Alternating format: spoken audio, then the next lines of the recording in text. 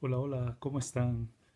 Qué gusto volver a estar en sintonía con ustedes a través de este medio. Estamos aquí esta mañana para poder repasar juntos la lección de escuela sabática de esta semana que pasó. Así es que antes de querer empezar, quiero invitarles a poner todos nuestros pensamientos, todas nuestras preocupaciones, nuestros deseos en las manos de Dios y que la sabiduría y la inteligencia que provienen de Él puedan darnos sabiduría para poder entender su palabra. Así es que les invito a inclinar vuestras cabezas y hacer una oración juntos. Señor nuestro Dios, tu magnificencia, tu poder y tu protección está sobre cada uno de nosotros. Nos has permitido transcurrir una semana y ahora, Señor, estamos aquí invocando tu santo nombre para que tú nos puedas conceder sabiduría e inteligencia para entender tu palabra. Esa palabra, Señor, que tú has inspirado por medio de los profetas y que hoy tenemos el privilegio de leerlas y de poder entender aquello que tú nos quieres decir en esta mañana, Señor. Por tal motivo te suplicamos, bendícenos, guíanos y que cada pensamiento pueda ser dirigido hacia tu trono de gracia. En Jesús te suplico que bendigas a cada persona que va a ver este video y que si necesita necesidades y si necesita, Señor, de tu protección, de tu presencia, de tu ayuda, tú puedas manifestarte en Él en esta mañana. Señor, gracias porque vamos a abrir tu palabra. Guíanos e instruyenos en este momento. En Jesús te lo suplicamos. Amén, Señor. Bueno, queridos hermanos, en esta mañana la lección o mejor dicho, el repaso de la lección de escuela del sábado, porque la hemos estudiado durante toda la semana, ahora necesitamos poder recordar y repasar algunos datos que en esta semana nos ha querido transmitir la escuela sabática. El título de esta semana es La Biblia, la fuente autoritaria de nuestra teología. ¿No? Estoy traduciéndolo casi literalmente de la escuela del sábado en inglés, así es que ustedes tienen la lección en español, yo se les voy a compartir, no en inglés la lección, pero en español. Eh, y durante esta semana, queridos hermanos, leyendo hemos podido darnos cuenta de que la Biblia sufre cambios por medio de algunos elementos que se introducen en la vida del ser humano. Y esos elementos que se introducen en la vida del ser humano pueden ser peligrosas y pueden causar diferencias entre unos y otros. Es por eso que hay diferentes creencias entre un cristiano y el otro, porque cada uno trata de interpretar la Biblia según su sensibilidad, según el modo como piensa, según su cultura, según su tradición y también según cómo entiende cada uno el texto bíblico. Entonces, ¿cuál de estas maneras de interpretar el texto bíblico es justa?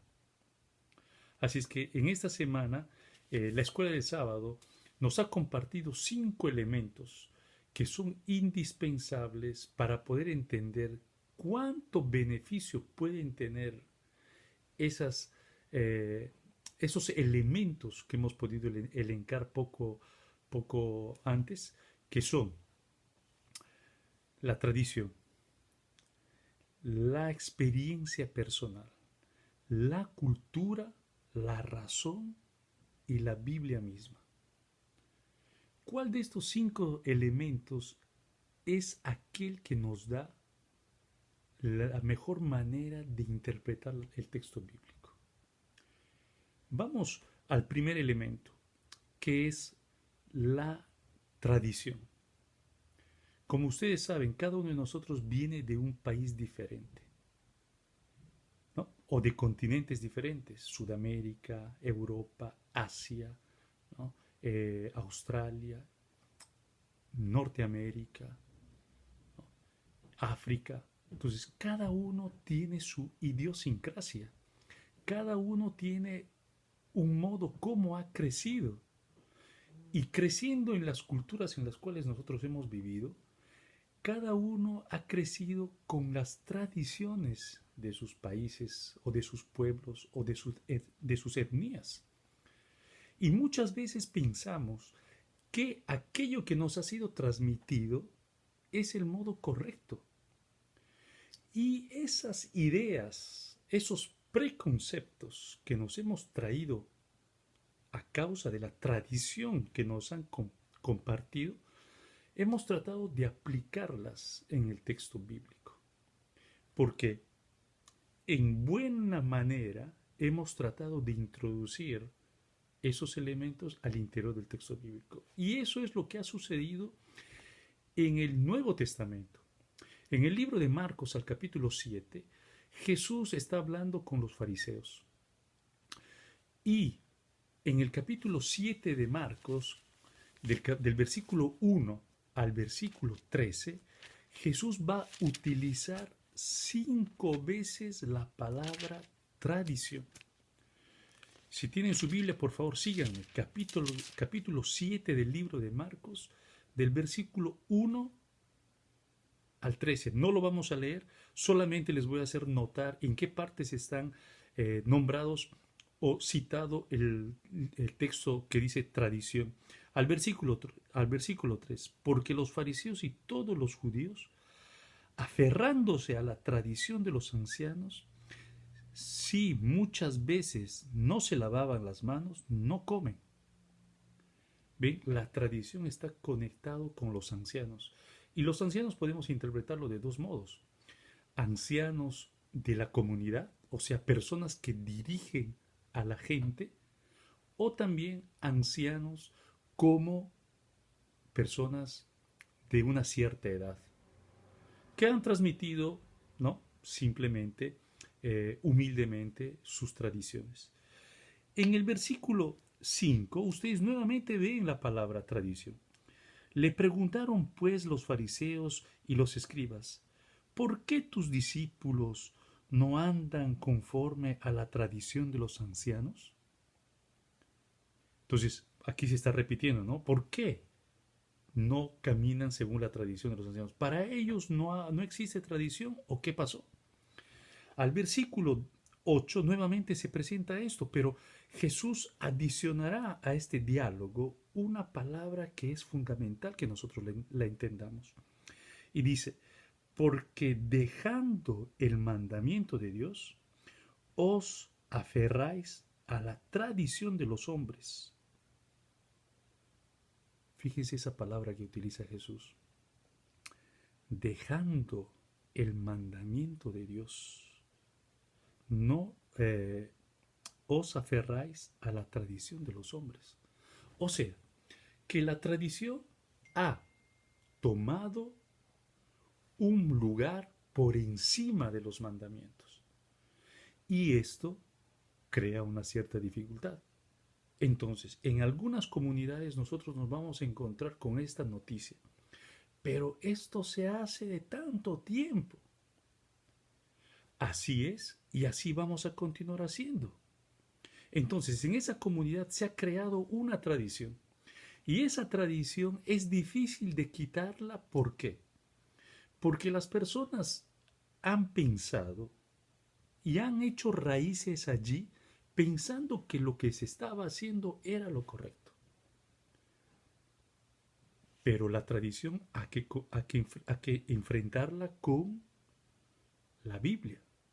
Si tienen relación entre ellas y una y la otra se sostienen, entonces es justo continuar llevando ese principio, ese valor. Pero si se contradicen, entonces hay que tener cuenta que hay algo superior a la tradición que se llama mandamientos. Los mandamientos de Dios son eternos. Las tradiciones las ponemos nosotros los hombres. Y esas no son eternas. Pueden ser cambiadas, pueden ser modificadas. Jesús utilizará otra expresión bien fuerte. La cuarta vez que Jesús utiliza la palabra tradición se encuentra en el versículo 13, invalidando la palabra de Dios con vuestras tradiciones que habéis transmitido, y muchas cosas hacéis semejantes a esta. Fíjense la palabra, ¿no? En el versículo 8 dice Jesús, dejando el mandamiento por las tradiciones. En el versículo 13 dice, invalidando la palabra de Dios. O sea, dejando de lado e invalidando la palabra de Dios. ¡Wow! Esto nos da una indicación que, a pesar de que la tradición sea buena, podemos invalidar la palabra de Dios. Y esa no es la voluntad de Dios. Esa es la voluntad del hombre. Así es que sigamos adelante, que la lección es bien interesante. Otro aspecto que puede influir en nuestra interpretación bíblica es la experiencia personal. ¿Han escuchado alguna vez decir a algunas personas, Dios me ha hablado? Cuando escuchamos esas frases, un poco te asusta. ¿Por qué? Porque Dios se ha manifestado a su pueblo en tres maneras. Una, por medio de los profetas. Dos, por medio de la Escritura. Y tres, por medio del Espíritu Santo. Entonces, cuando una persona dice, me ha hablado o he sentido, ¿no? Porque aquí entran los sentimientos, ¿no? Una experiencia personal. Muchas veces damos por sentado como si el Espíritu Santo estaría cambiando la realidad de las cosas. Decimos, el Espíritu Santo me ha hablado, por ejemplo, ¿no? El Espíritu Santo me ha dicho que el domingo es el verdadero día de descanso. ¿El Espíritu Santo va en contradicción a la palabra de Dios? Si es así, entonces la Biblia no tiene más valor.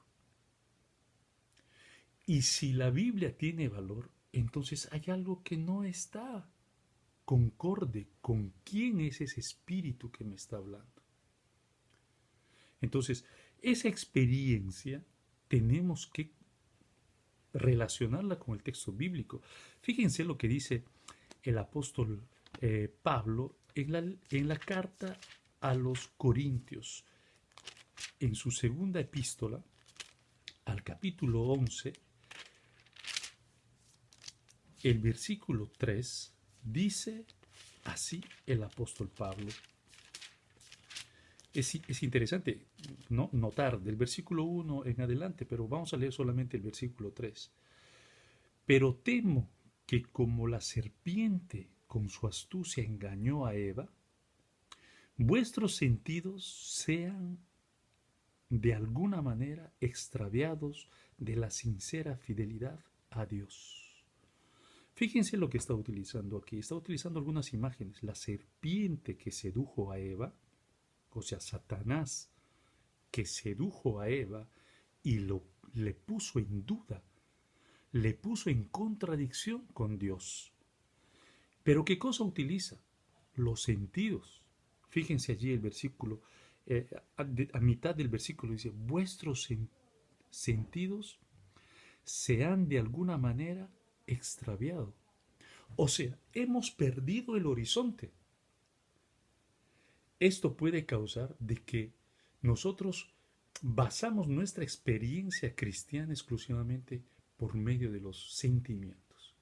En realidad, el ser humano está compuesto de tres elementos importantes: mente, cuerpo y también sentimientos. Estos tres, que podríamos llamarle la Trinidad humana, deben ser conectados uno con el otro. Si yo vivo mi experiencia cristiana solamente por medio de los sentidos, puede ser que la razón sea puesta de lado y yo voy a vivir solamente por medio de las experiencias sentimentales. Entonces, esto también causa un fracaso, porque cuando voy a la iglesia y vivo la experiencia sabática, si no sucede algo sentimental, yo me voy a volver a casa como vacío. Y esto es peligroso, porque Dios utiliza la mente, el corazón y nuestro cuerpo para actuar aquello que nosotros estamos escuchando y queremos vivir. Otro aspecto que influye en la interpretación bíblica es también la cultura. Ah, culturalmente somos muy diferentes.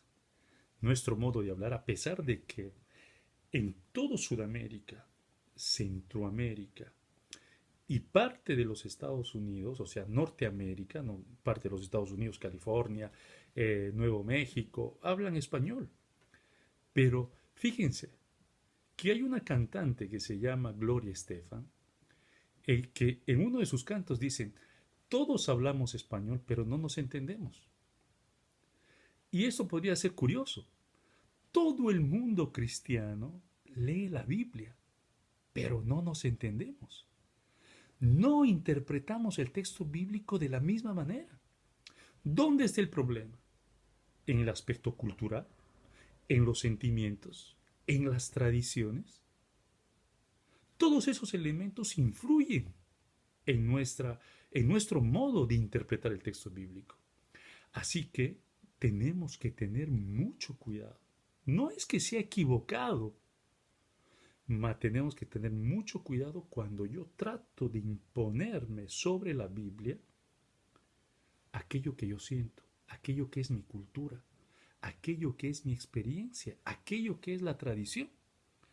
Así es que el apóstol Juan, en su primera epístola, en su primera carta, primera de Juan, al capítulo 2, del versículo 15 al 17, él dice lo siguiente: no os améis al mundo, ni las cosas que están en el mundo.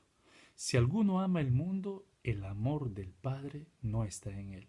Porque todo lo que hay en el mundo, los deseos de la carne, los deseos de los ojos y la vanagloria de la vida, no provienen del Padre, sino del mundo.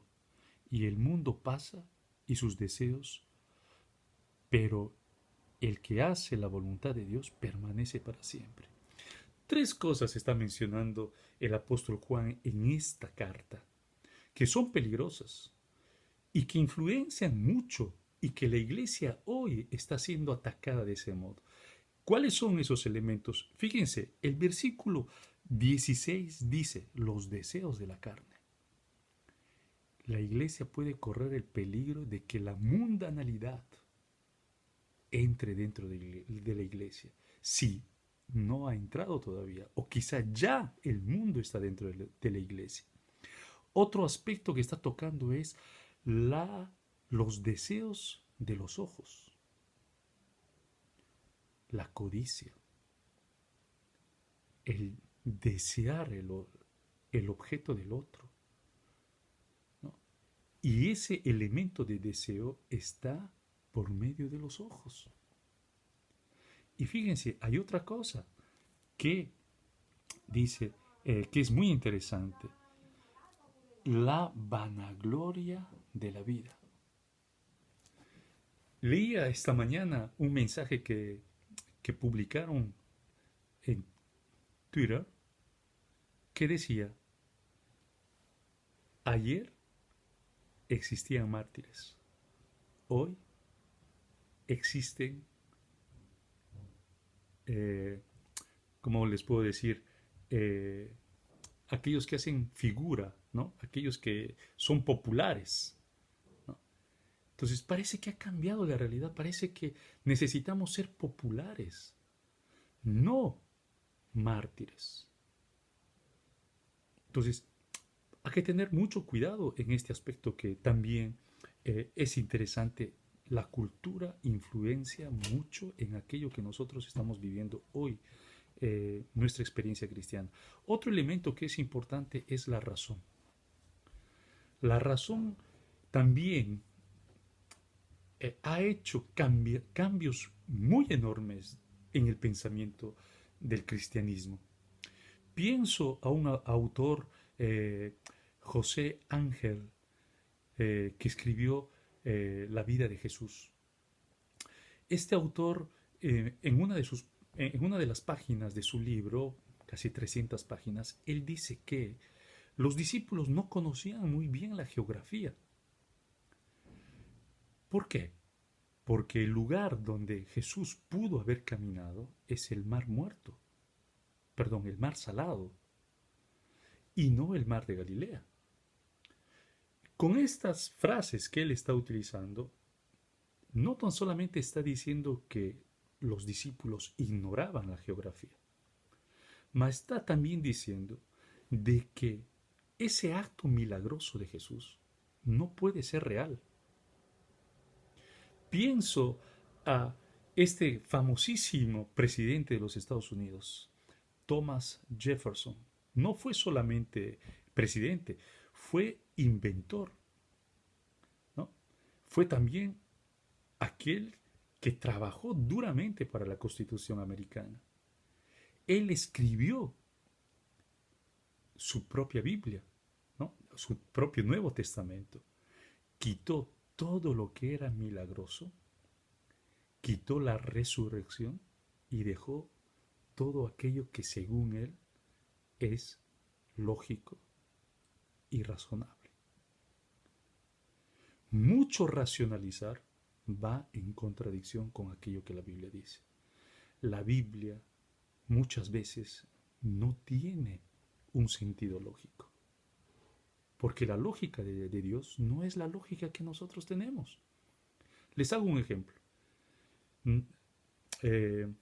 Naamán, ¿qué necesidad tenía de sumergirse 7 veces en el Jordán? ¿No podía el profeta decirle se sanó? El agua del Jordán, que era la más sucia de ese entonces,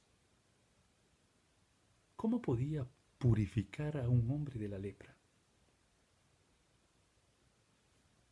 Esta es la cosa irrazonable. Dios no es el Dios de la lógica. Dios es el Dios de la ilógica humana. Porque para Él eso era lógico, para nosotros es ilógico. Así es que, queridos hermanos, muchas veces queremos interpretar el texto bíblico con nuestra lógica, con nuestro razonamiento, pero también podemos crear grandes dificultades. Recuerdo este gran estudioso que dijo, Rudolf Bultmann, que dijo que si queremos convertir a la Europa racional, es un teólogo que vivió hasta hace poco, dijo, necesitamos quitar de la Biblia todo aquello que es sobrenatural. Díganme ustedes, ¿en la Biblia hay algo que no sea sobrenatural? ¿Qué cosa quedaría del texto bíblico? Oh querido, el Señor nos está diciendo y nos está advirtiendo que la lógica es buena, pero tengamos cuidado, que el texto bíblico no es todo lógico. Y los médicos en esta pandemia se están dando cuenta que los milagros suceden. ¿Y qué lógica tienen? No tiene lógica. Para nosotros es irracional, ilógico, pero esa lógica para Dios es real. El último elemento que utiliza la lección de la escuela sabática es la Biblia misma. La Biblia misma es su intérprete, así como dijo Martín Lutero. Lutero, un mónaco católico que estudió fervientemente el texto bíblico, llegó a una conclusión diciendo, la Biblia se explica con la misma Biblia. O sea que la Biblia no necesita de mí, no necesita de un teólogo.